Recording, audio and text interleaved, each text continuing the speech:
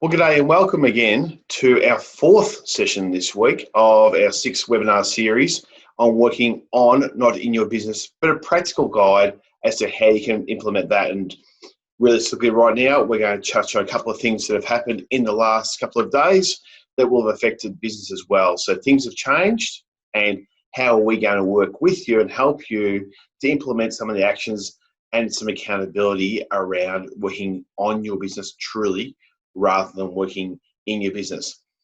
Congratulations first and foremost for those who have again made a commitment to jump on board for the live session, or if you're watching it later on, well done also. To commit that time to developing yourself is a great investment in yourself, and you should be proud of what you're doing. And that's all well and good, it's a great decision. But we know where I'm going to go here, and where I'm going to go is to talk about what we've been talking as a theme right throughout, which is the law of results. And we're talking about actions and accountability. So with that in mind, what we'd love people to jump on board is straight from the chat box, right from the start, with some people online, is to say, let us know a little bit what you've been doing in the last week, some decisions you've made, but we really want to hear about the actions you've taken. What actions have you taken? And while you're putting in there, also if you're really, really brave, love to know about some of the accountability you've put in place for yourself. Perhaps you've reached out to a third party, a family member, someone else in business. Perhaps you've gone and contacted your accountant and asked them to keep you on track. Maybe for the really brave ones, you've set up an advisory board of people who are actually helping you build your business. So just in the chat box, love to know decisions you've made, actions you've taken, and accountability you've put in place over the last week in the theme of working on the business. And just while they're coming through, also just to let you know, later on today, we're going to have a first time we've done this, a bit of a giveaway. So Michael will talk us through that later on, but we're going to give away a copy of your set of 10 hats. So you'll see that Michael is on the screen. He'll have those 10 hats, various happening throughout the time. So tell us about the 10 hats. You'll get your own version of the 10 hats, and let's see what comes from that. So just got some messages coming through here as to what's been happening. And we've got Linda's online. She's told us she's put some systems in place in her business. Well done, Linda. Nicole's had a quiet week. Hey, they happen. Absolutely, quiet weeks happen. I love the last line of what Nicole's comment here was, but moving forward after today. Great, because we have quiet weeks. It's the actions we take moving forward that are critical. Graham, well done, Graham. Negotiating contracts due for renewal in 4 months. That's looking so far ahead. Fantastic. Because we go back to last week, Michael touched on this today. The time target, it's not urgent, but it's very important. So well done, Graham. I'm sure more people will come through as we go along today. So looking forward to some comments. Let's get into our today's session and our agenda. Today we're going to really dive into some of those earlier concepts, but then we'll talk about the 10 hats. The 10 hats, and this is a really, really thorough and deep topic, and the last piece of our strong foundations. So we've been through budgets and cash flows, we've talked about clarity plan, we've talked about strategic business plan. Now we're talking about 10 hats, and you're going to see with the 10 hats how the rubber really hits the road. So we'll talk through some benefits. We'll talk through the principles, fundamentals, and we're actually going to share some of our stuff for our own business. Snippets of what we have in our own business around that, so you can see how we live into this every day of the week. Again, thank you to Hume City Council for putting on this session. With everything that's going on at the moment, never been a more important time to invest in yourself and in your business. So 10 hats is a topic you can really dive into over this period when we're working on our business. With that all said, let's head across to Michael. We'll flick our cameras off shortly, and as we normally do, get rid of our heads off the screen. You can concentrate on the slides. Michael will be the main presenter today, and he'll walk us through the 10 hats, particularly thinking through the fact of his role in our business is as the CEO or leader, so he's required to live and breathe these 10 hats. So over to you, Michael. Thanks, Tim.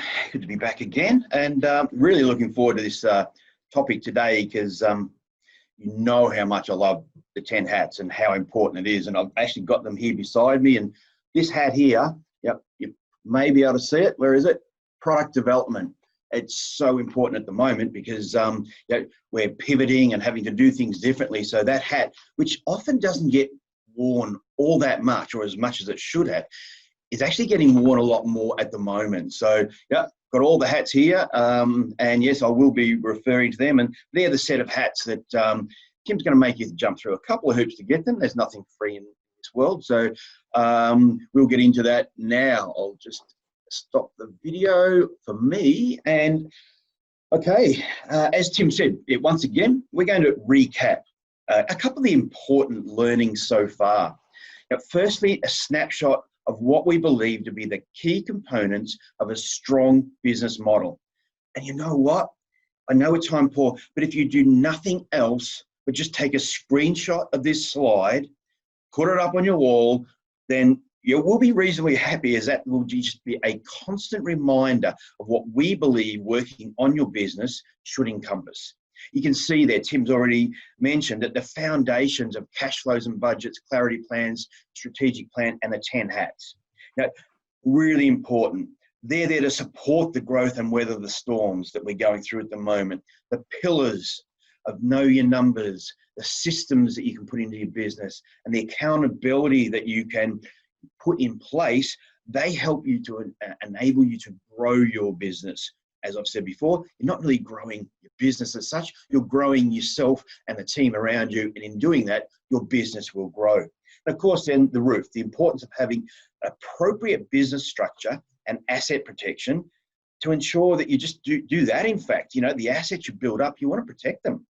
So last week, we also went through a live example of what a cash flow budget should look like. And Tim shows a really clever and important twist on a traditional cash flow.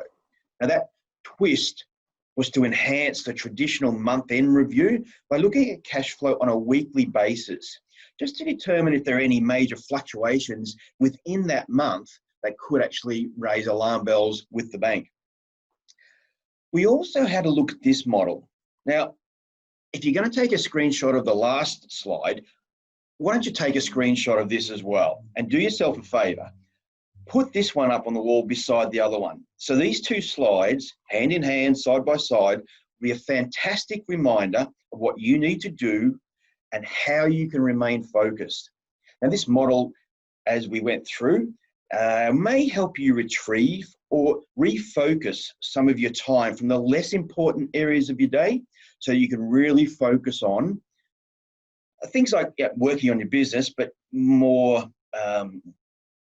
more strategic things like implementing, planning, and completing projects, such as your clarity plans and your strategic business plans. Now, preparing critical cash flow budgets is what you should be doing in that important but not urgent zone.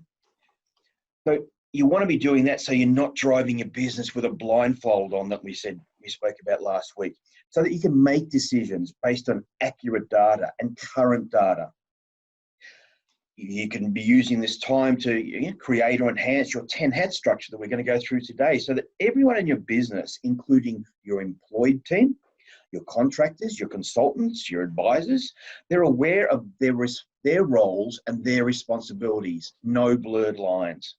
That model, of course, was the time target model, and we combined it with the 4 Ds, which is a decision-making matrix, if you like, around tasks and projects that you're presented with. For each task or project, you should really just make a decision. Do I dump it? Do I delegate it? Do I do it now? Or do I decide when I'm going to do that? So, and whilst we're on the subject of time, a couple of thoughts for the day. I know that Zena from Hume loves our thoughts for the day. Here's a couple more for you, Zena. Time is more valuable than money. You can get more money, but you cannot get more time. Now, that's Jim Rohn. Now, if you really want to expand your learning, read anything, or go online and listen to him these days, about that Jim Rohn puts out. His words have stood the test of time. The next one is from Sir John Lubbock. In truth, people can generally make the time for what they choose to do. It's not really the time, but it's the will that is lacking. So just a couple of thoughts for the day as we go through this really important topic, I suppose, and the final business foundation of our solid business structure. So now, before we take a deeper dive into that 10-hat structure, you may recall that we've said that to be able to move from a reactionary phase, especially around this COVID-19 impact, to this recovery phase, it may necessitate us as leaders of our business to have a change of mindset. Now, for some, this may be easy to do, and for others, maybe not so much. Some of us have been doing the same things the same ways for a long time, and we may need a little more convincing or persuasion to make the changes that are necessary. But in the past, we've spoken about acting above the line rather than below the line. We've spoken about asking ourselves, who do I have to be, and what do I have to do to have the things I want? The be, do, have principle. Well, here's another tool, or if you like, tip or framework to work through when it comes to change.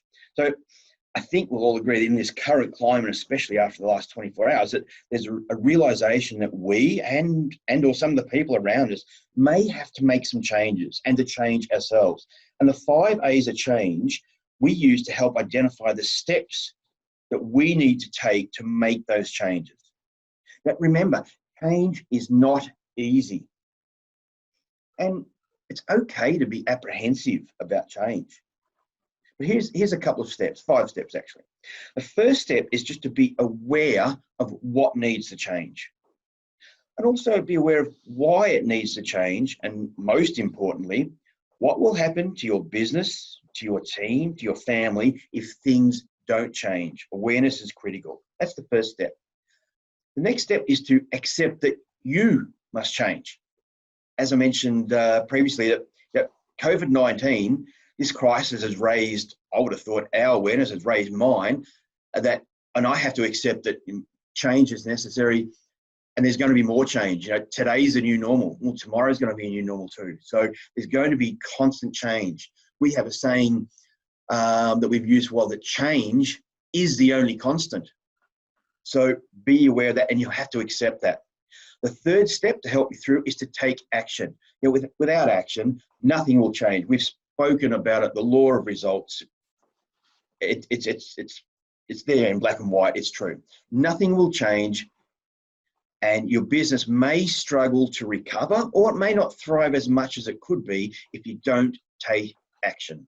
And documenting what you're going to do in, say, a recovery plan or putting it into your business plan is the first step towards taking action. Now, the fourth step is around accountability. Having someone independent holding you to account will ensure that you take the required action to change. I cannot emphasize the importance of this step too much. I've said it before that we ourselves will come up with the best excuses to let ourselves off the hook. So you need to have someone independent, and it's generally not your spouse or your partner. You need to have someone independent working with you, not only to give you the support and encouragement and guidance that you may need, but also, to give you some tough love when it's necessary. I've had my fair share, and Tim, we've had our fair share of tough love over the journey, but I tell you what, it's what's held us in good stead. And finally, it's important to recognise and reinforce that with change, you have to acknowledge and celebrate successes, no matter how great and how small, especially in this environment. Acknowledge the success and the things you are putting in place and taking action. So let's get now into reviewing what your 10-hat structure should or could look like and why you should have one. Now, Tim mentioned that this is quite a big topic. So we're going to break it down into the following sections. We're going to look at the benefits of having a solid 10-hat structure. We're going to look at the principles around creating one, and then the fundamentals that structure should encompass. But first of all, the benefits of having a 10-hat structure. It will definitely free up your time as whether you're the owner or a team member. Definitely free up time, which will allow you to work more effectively. And on those more important and non-urgent matters in the zone. Everyone will gain clarity in relation to your business structure. So I'm saying everyone from your team to contractors, to consultants, to it could be even accountants, they'll have clarity around your structure. It will allow you to develop clear roles and responsibilities for all team members. So that's really important, because then everyone knows what everyone else does. It will also allow you to create a more sustainable business model, one that can weather these storms or any other storm that gets thrown at us, and one that will be around for the long haul. A solid 10-hat structure will also assist in, if you want to scale your business, and it's really important because we'd love to scale our business, I would imagine, some of us, but we don't want to blow ourselves apart. It can't be at the risk of you running yourself into the ground. That's not good for anyone. A 10-hat structure will definitely increase team member engagement, because it will link your people to have around you with your strategy. Really important. 10-hat structure will definitely empower the people you have around, empower your team, and enable more effective delegation, which is really important. We'll touch on that a little bit later on. Definitely improves the business culture.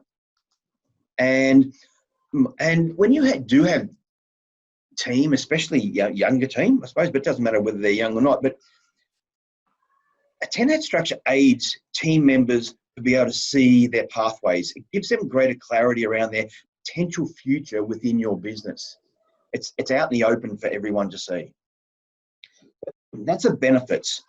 Moving on to when you're developing a 10-hat structure, there's a few guiding principles, really important. And these principles will help you immensely as you develop, or even just when you're modifying your organisation chart. Sticking to these principles and your 10-hat structure or organisation chart will be well on the way to being rock solid. This first principle is really important. One leader. There can only ever be one leader in a business. When you have partners and spouses involved, that can be tricky, but you have to have only one leader. One leader of the business and one leader in each of those departments or hats that we talk about. Now, one person can wear multiple hats. For example, the manager or CEO can also be the sales manager. But two people cannot co-lead the business or cannot co-lead one department.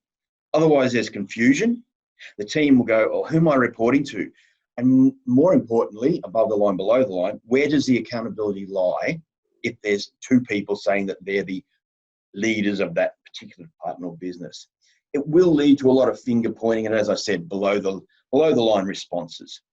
To illustrate a point a little, for those of you like illustrations or analogies or examples, think about a rowing boat where you've got 8 rowers and that person who sits at the front or the back, depending on which way they're going, the coxswain. So who's the leader of that boat? Obviously, the answer is the coxswain, because their job is to make sure the boat heads in the right direction. Their job is to make sure it stays on course and that the race plan is adhered to. Same as a CEO, general manager, call it what you like. After all, the 8 rowers or the rest of the team, if you like, will be struggling to breathe, let alone tell others what to do. So one leader, very important. The next principle when you're developing a 10-hat structure is that responsibility and doing are not the same. There's a big difference between doing something and being responsible for it. And quite often, bottlenecks occur because someone thinks they have to do everything they're responsible for. Maybe there's a couple of people on the line now going,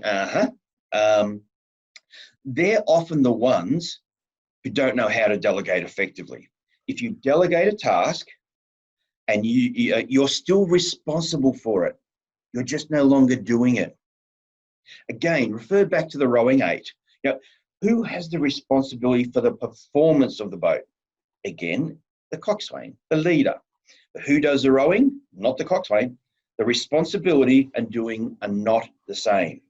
Now, these first two principles of one leader and responsibility not being the same as doing are really essential to understand to give your team, and again, your team could be you personally or consultants, to give your team clarity about what they need to be doing, but also to free up the leaders' time so that the leaders don't get bogged down in the doing.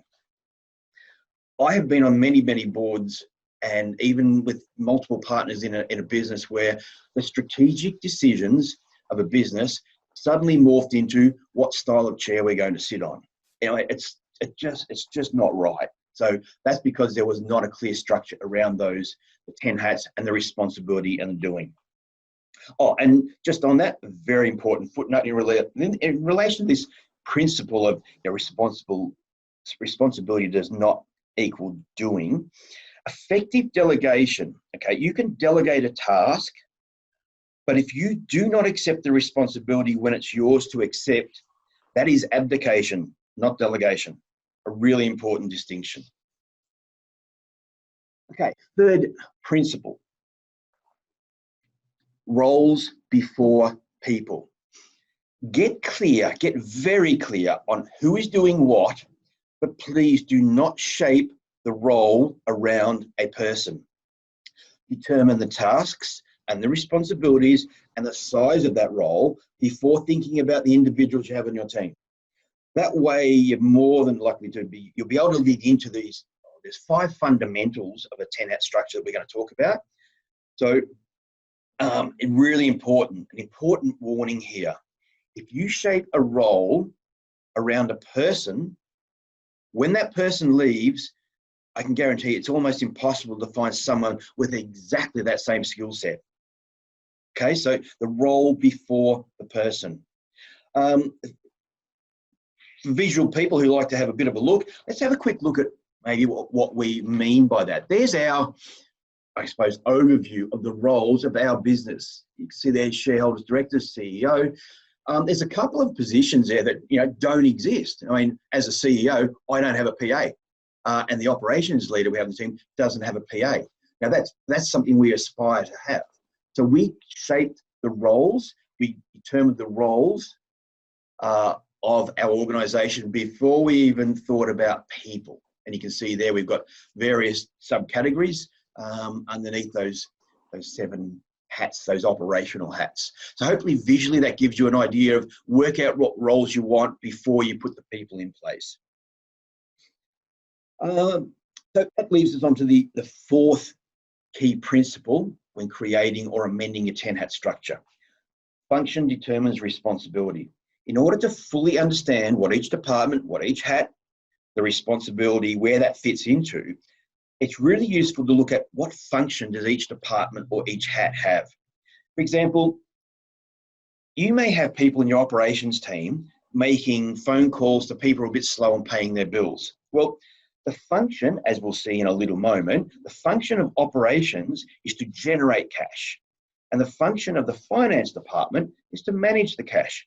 So then it becomes very clear that your finance team should be the one making those phone calls, not your operations team. So as you build the descriptions around your business too, that this principle becomes even clearer. And as I said, we're going to have a look a bit more at the functions of each hat in a moment. So they're the key principles. Now, we're looking at the 5 fundamentals of when you're creating your 10-hat structure.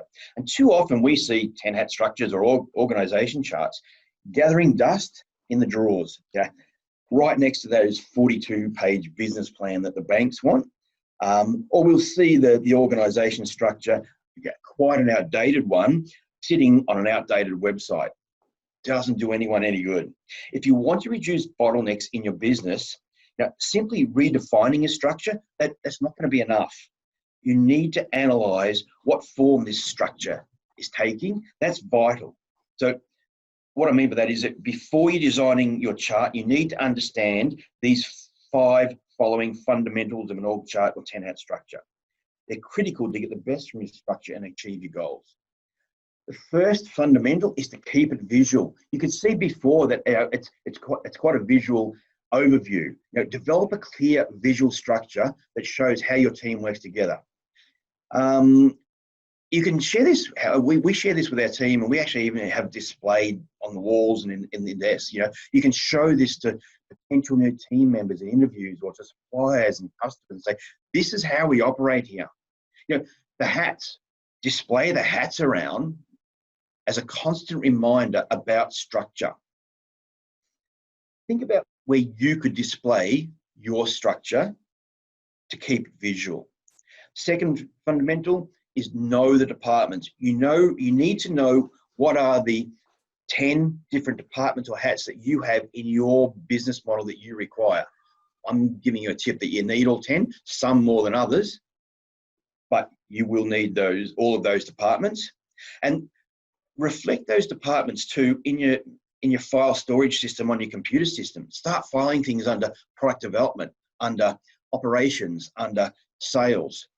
Because when you start using that concept, you'll actually live it and breathe it more often. You need to be able to recall those 10 departments and their functions. As the leader, you need to know them back to front, without a doubt, because it's very easy then to reference any issues that come up to 10 hats, roles, responsibilities, functions. It doesn't become personal when an issue comes up. Third fundamental, know the roles. Define the roles and the positions that you require. So which principle do we hark back to here? If you thought roles before people, well done. Being clear on the roles avoids some inefficiencies, and it definitely gives the team clarity around who is responsible for what. Fourth fundamental, respect the hierarchy.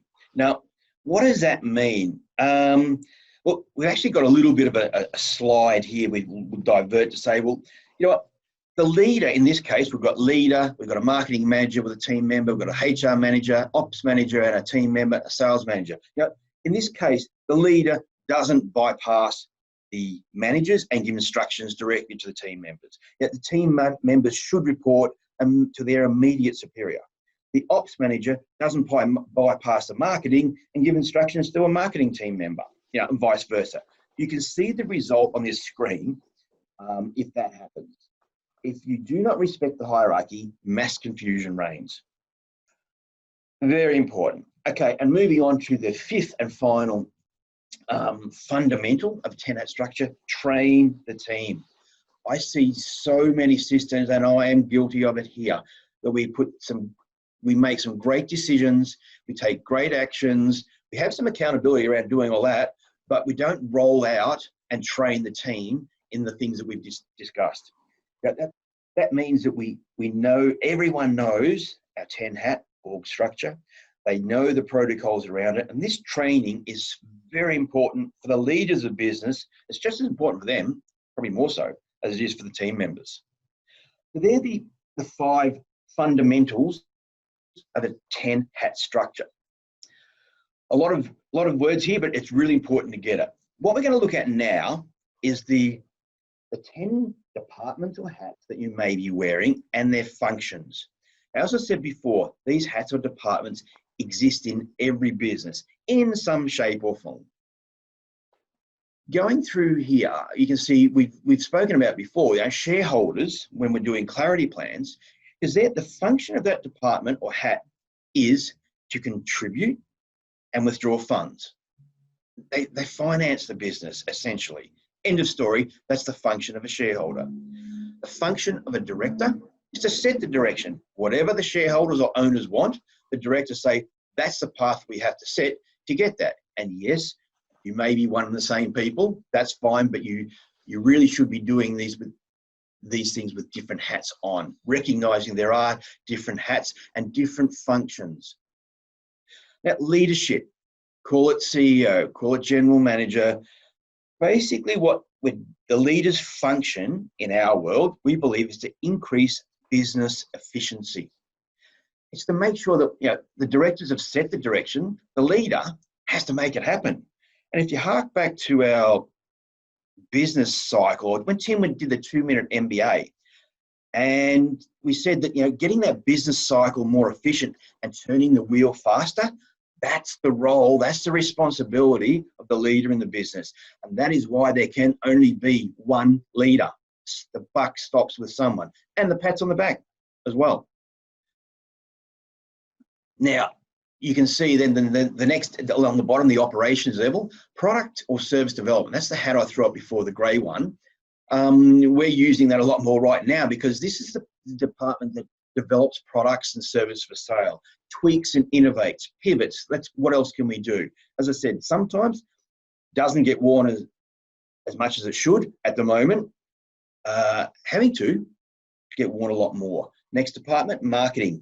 The function of marketing is to generate qualified leads, full stop. The function of sales is to convert those leads or prospects into customers. The function of operations is to generate the cash, do the work to generate cash. The function of administration or IT is to increase team efficiency.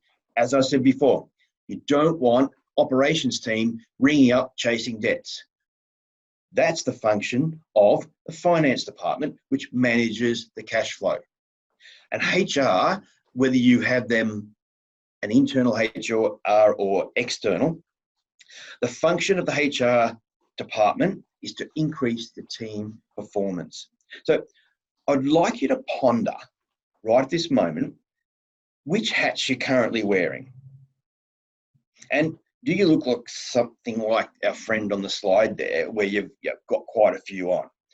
Getting your organisation structure right allows you to take off some of those hats and delegate them to someone else. But remember, delegate, don't abdicate. This slide also shows us how the structure of the 10 hats and the departments, how they relate to each other. You'll see a black line through the middle there.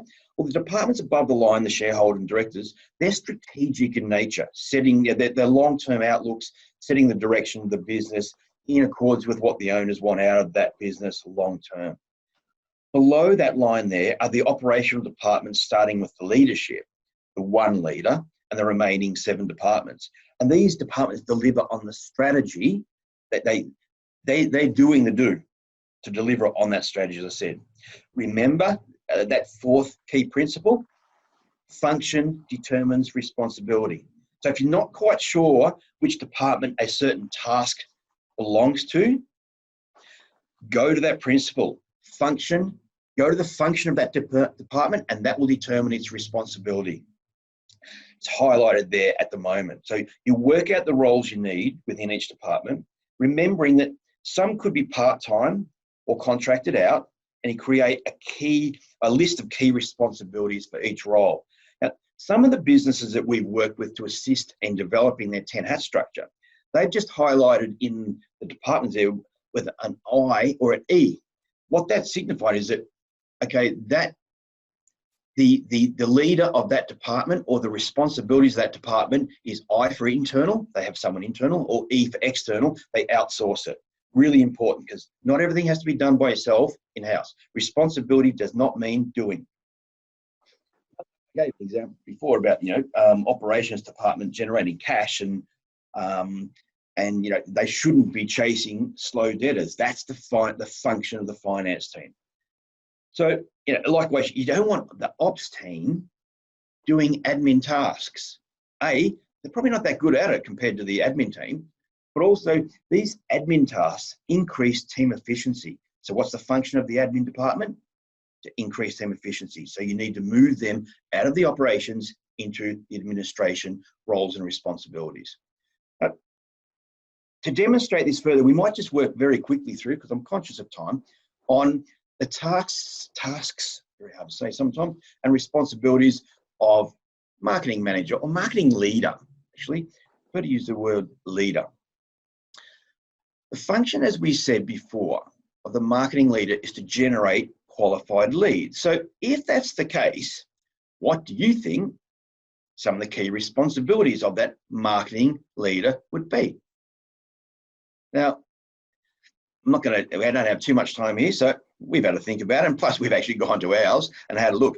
Maybe that marketing leader is responsible for developing a marketing plan, setting the campaigns up, the event management for if you're running events, the internal and external brand development. Yeah, marketing collateral, development of that. Building alliances is really important part of marketing. Managing the database and also reporting, because in marketing there's a saying, only 50% of marketing ever works. But you just never know which 50% that is. So test and measure within marketing is important. Now we know these responsibilities, when I say we know, because that's what our marketing leader has on her plate.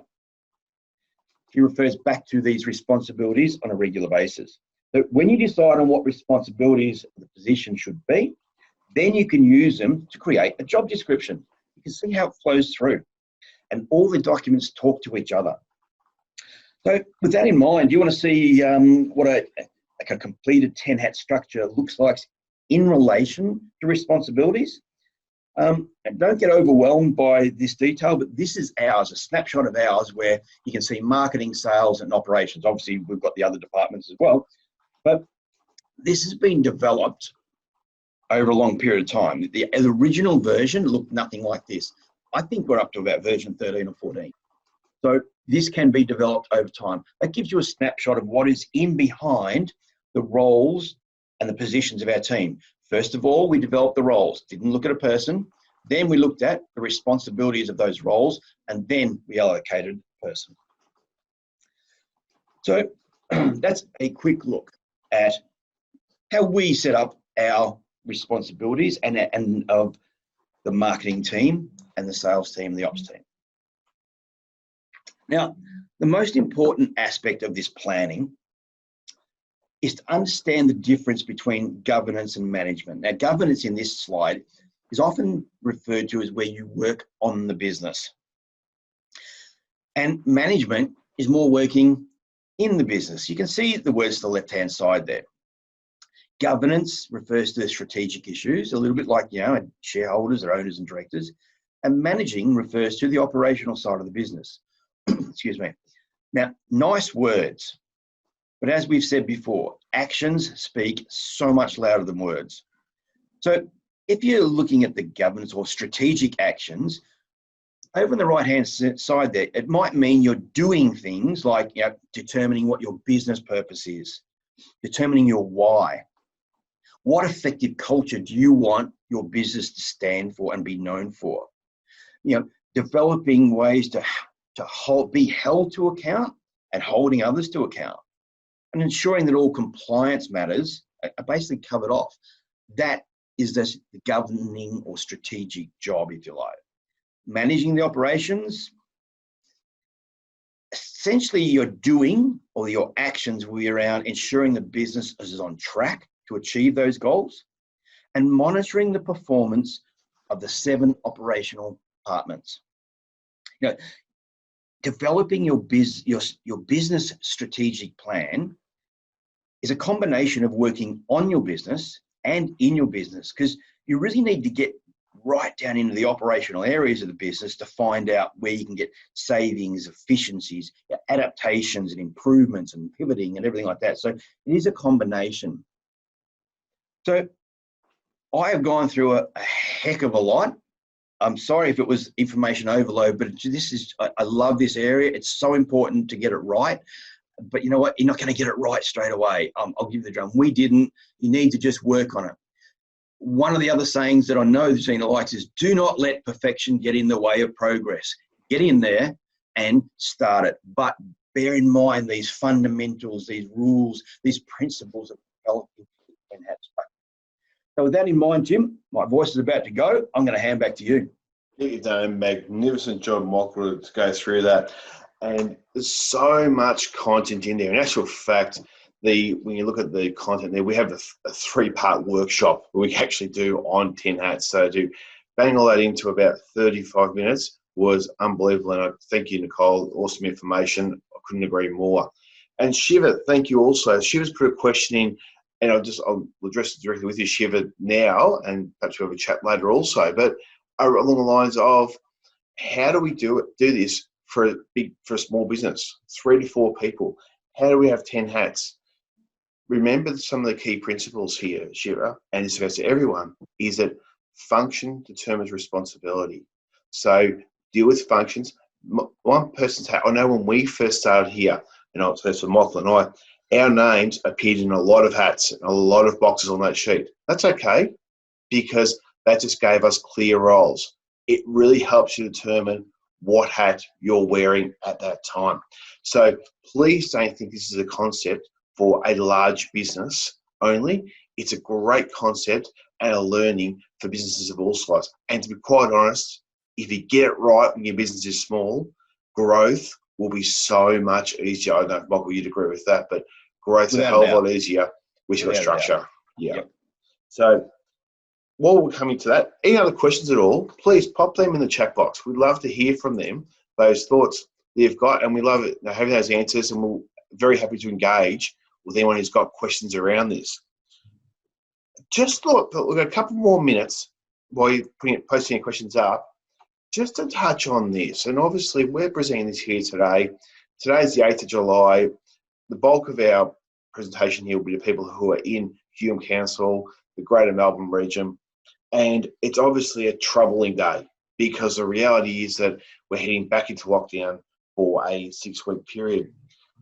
And we thought we'd just add this last slide in today, which is a timely reminder of something we spoke about in our first session, which was actually, we referred to COVID-19 disruption, but it describes also for any business disruption.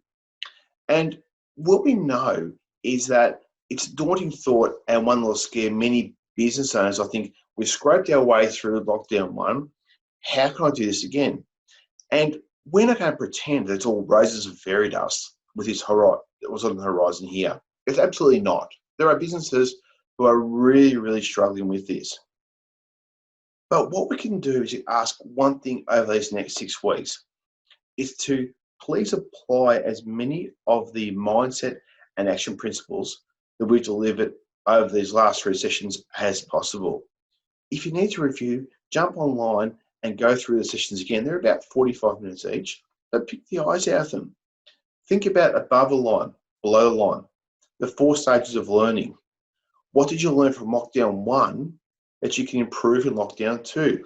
Let's remember, in its 4 stages of learning, we were unconscious incompetent on some things. Now we're probably not unconscious competent, but we may be competent in something that we're conscious of now.